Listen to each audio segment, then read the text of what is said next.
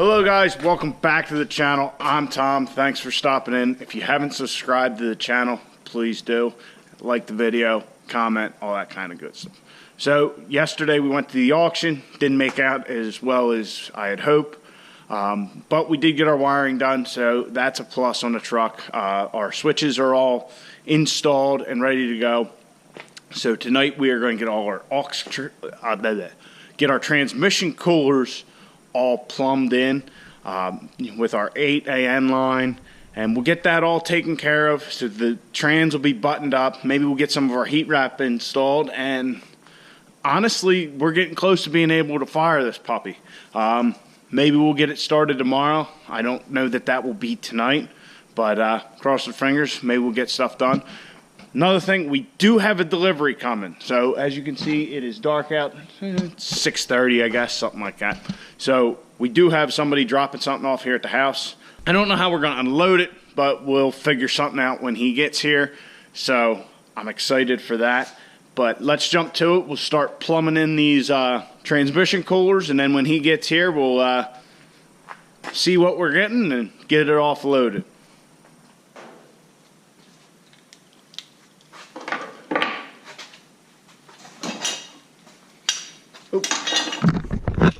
Well, before we can even get started, looks like here comes our delivery.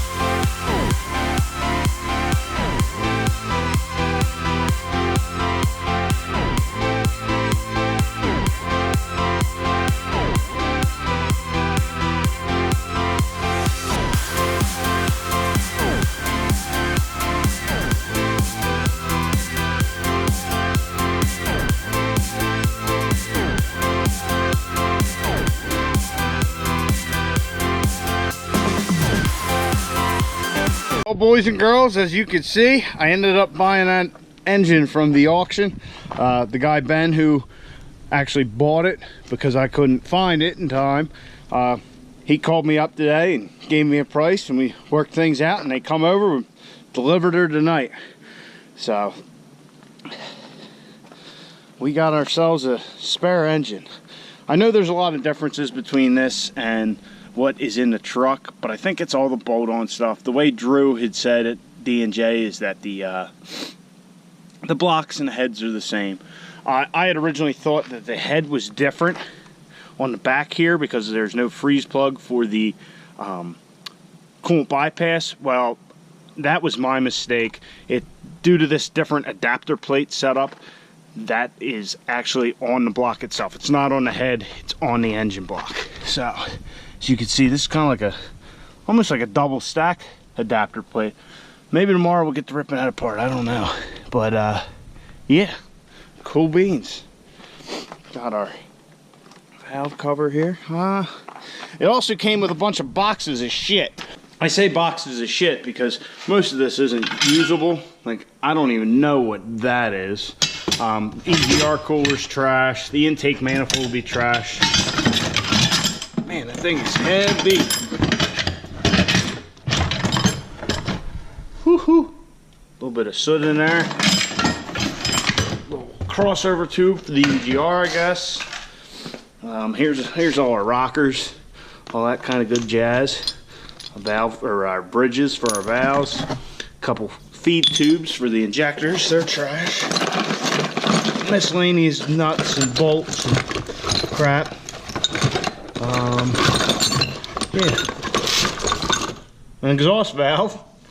So the hope here with buying this motor engine is that we can send this out and have it done. Whatever route I decide to go, I can have that motor built, and if this one's still in good shape, we could even put the stock injectors back in it, stock valve train, you know, all that stuff, and maybe sell the motor outright. Do a compression test on the cylinders or whatever and make sure that the engine is healthy. But that's what I'm thinking. And then if the couple times we do make it to the track, if we put a hole in the side of the thing, it's no big deal. We got a spare block, so we should be good to go. Another reason I decided to get it. What Ben was asking for it was still a fair price. I think I got a decent deal. Not as good a deal as if I had found it at the auction, you know, gotten there in time. But you can't get one of these for what I paid for it. I've looked. Most of the time, you're talking about like the core charge D&J has for the block and the head and all that. Like if you're doing a motor, it's $2,500. I didn't pay that. The head alone, the core charge is $600. So as long as that stuff's good, we got a spare setup and we're good to go. So hopefully we don't break ours. Hopefully we can use that cost of selling this good motor, you know, to offset the cost of building that motor. I mean, I'm just thinking, you know, if anything, it'll be a cute little fucking driveway ornament. But that's the other problem. Here it sits in the driveway. We gotta move it around. I don't know how that's gonna happen right yet, but that's fine. We'll pull some of this. That's the other thing. We will be needing a crank. I know the lighting's very poor. We're gonna need a crank because, as I had said yesterday, that's a 6-bolt crank, and the one on our trucks, or I think I have the old one that's in the box. But these are 4-bolt cranks. So I guess that's the difference between an industrial engine and, you know, a pickup truck engine. So I'm happy. I mean, we got it. So all right, let's get these aux coolers plumbed up. All right, we're gonna start with the line coming out of our new aux cooler and going back to the transmission. So I'm gonna start off with a straight fitting coming out of that, and then we'll put it in there, see what our length is, and make up the other side.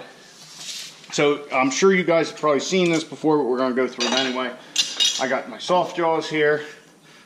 Really, if you don't want them scratched up and all that kind of stuff, you should really look into getting like the proper setup, but we don't have that. So what you're going to do,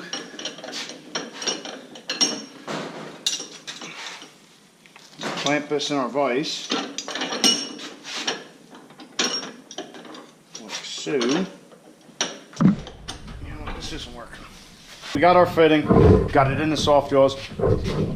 As you can see, the new hose has a nice taper to it, which is sweet. You're not going to have that after we cut it. So what we're going to do is we're going to try and get all of these little stainless jobbies in there so we don't bend them over, which is easier said than done.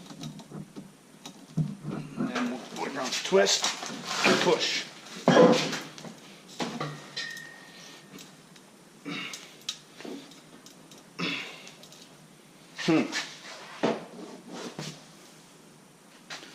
Maybe not. What's going on here?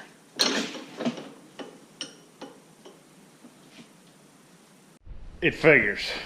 So I'm trying to put the AN lines together, the first one, and it's just not jiving. The hose isn't going in the fitting. I couldn't figure out what was going on, and then I figured it out. As you can see, we have -10 AN line.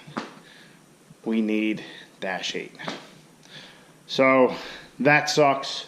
I guess I'll put the CSP5 in, switch in right now, and then figure out where the rest of the night's going to take us.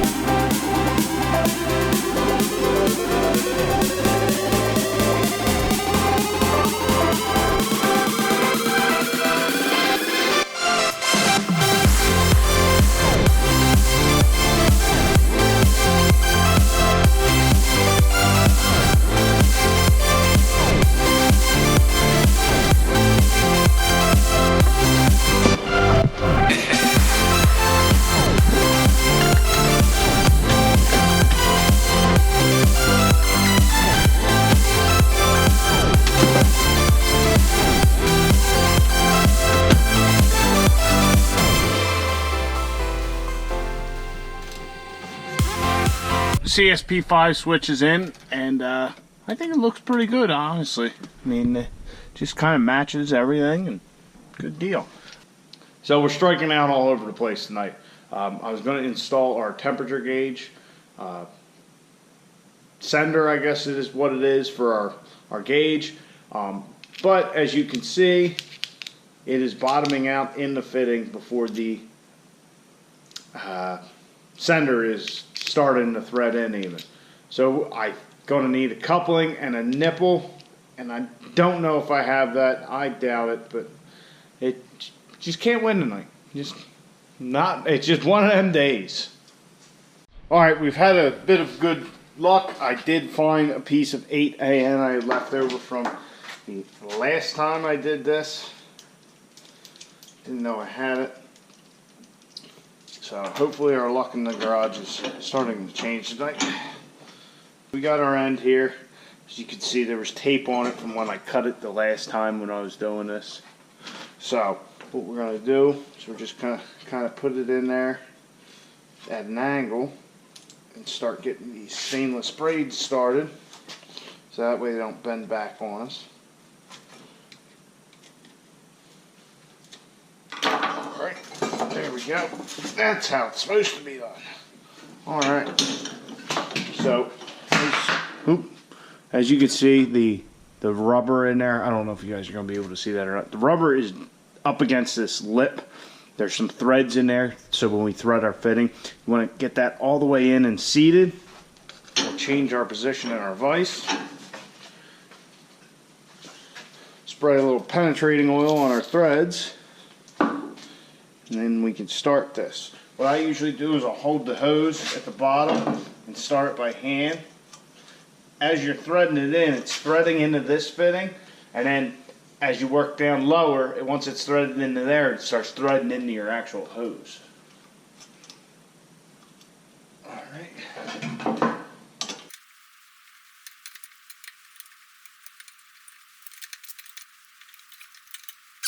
Kind of comes to an abrupt stop, and that's it.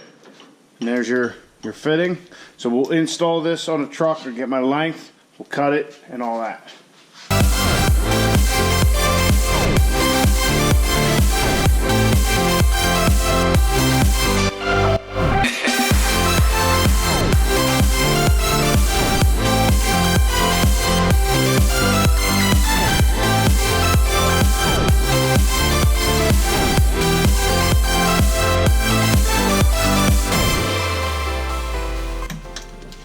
There's one little thing, I want to put it up there over the frame.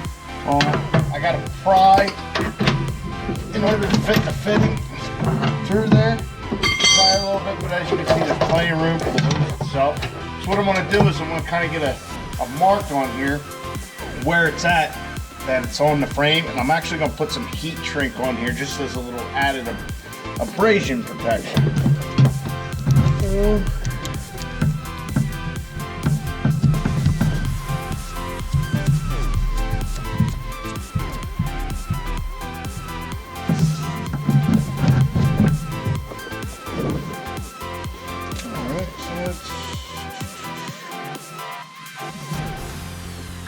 Good deal.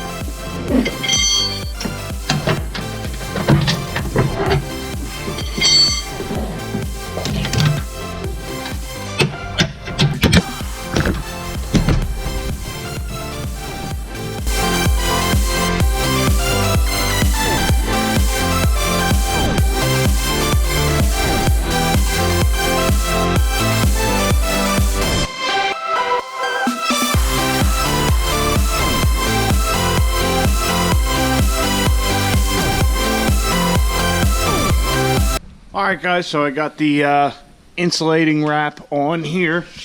I had to cut it for this wire. I'm not real excited about that, but it kind of is what it is. So the section of this wrap actually came in. It had 3 parts on it where it's stitched, so I guess you can cut it down. So that's what I did. I'm going to wrap this line. There's a line down there. Underneath it heads to our heater core. I'm going to wrap that later. So that's going to do it for tonight in the garage. Really didn't get near accomplished what I wanted to. I wanted to have all the coolers plumbed, so that way we could really start, we get a couple things done in the engine bay there, and then all we had to do was fill the transmission, and we'd be about ready to rock and roll. Just didn't work out the way tonight. So we did knock out our CSP5 switch, which does look pretty good, I might say. We got that done. We got one of our cooler lines. We got that insulating wrap on, and the big thing of the night, we got our new engine, or old engine, whatever you want to call it. It's red. That's all I know. So we'll definitely be ripping that apart here in a little bit. Like I told you in the previous video, number 1 cylinder's burned up. I do know that. So, but we don't need to worry about that. Whatever we do motor-wise, I'm pretty confident that it's going to get sleeved in one way, shape, or form. So I hope you guys enjoyed the video. We will be getting the truck back on the road here shortly. I guarantee it's going to happen. So you guys take care. Please subscribe if you haven't already. And yeah, why don't you get out in your garage, get the wrenching on your truck.